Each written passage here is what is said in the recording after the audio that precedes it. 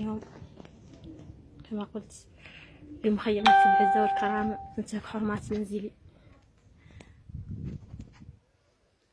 ومداهمات للشرطة العمومية والقوة العمومية.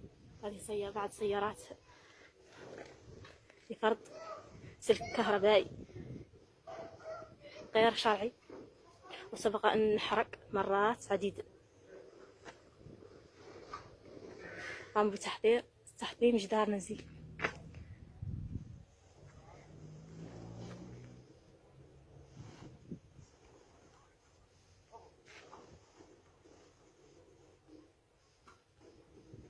ها هي القوة العمومية، ها هي الدولة، بعض المسؤولين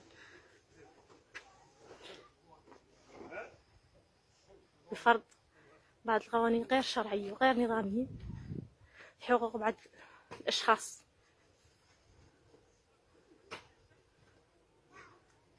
هلها عنه شيباني ما عنده حد يدافع عنه،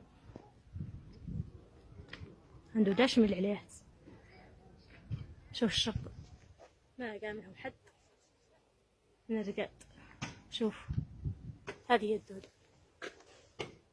شوف الشرطيات والجانب الآخر مصفوف بالعساكر والسيارات. هذه هو الانتهاك، قهر الرجال.